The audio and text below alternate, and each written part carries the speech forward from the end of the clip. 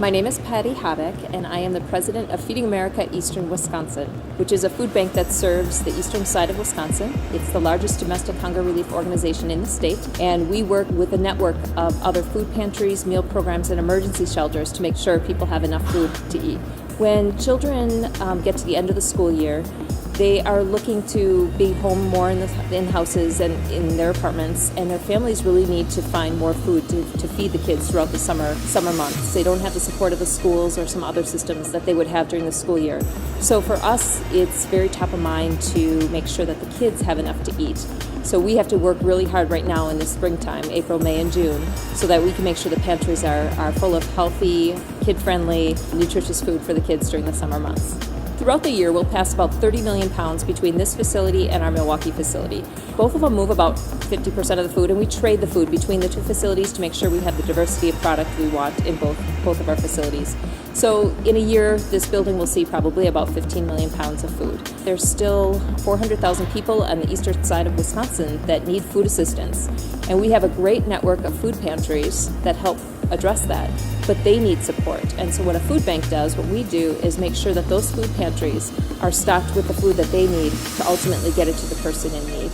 We've done some neat programs where we've had 1,000 people volunteer with us over 24 hours. So volunteers is really why we can move the amount of food that we do, is because we utilize such a great number of volunteers. But we really do a lot of outreach with corporations. That's really where we get the big numbers of volunteers. And very often, it's not unusual, you will see busloads of people arriving at a time. Corporations are very philanthropic with their people, with their money, with their time, with their resources. And so what they will do is arrange for their staff to come out by the busload, not just to us, but to other nonprofits. And they just show up and they do the work. So a lot of the major corporations will help us out, as well as schools. We have a lot of field trips that will come. They'll bring students by the busload, and the students will come out as a field trip. They'll learn about the work that we do here, they learn about the issue of hunger, and then they volunteer for the day.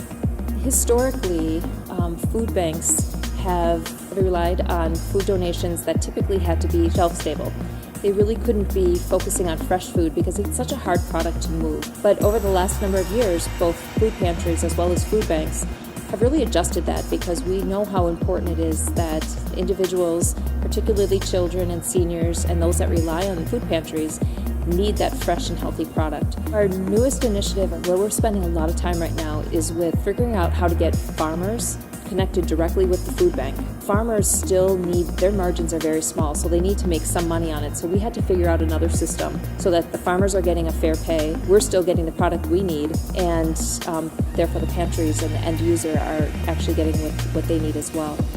So we created a couple of innovations that we're pretty proud of and we're working through right now. One is something called FarmLink. FarmLink connects intermediate-sized farmers directly with institutions, school districts or the Green Bay Packers or hospital systems.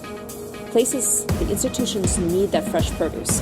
And so by introducing them to the farmers that we work with, we've created new marketplaces for the farmer, which means that the farmer will actually have better markets, more places to sell their food, and will grow more food. And when they grow more food, they actually grow in excess, and then we can access that.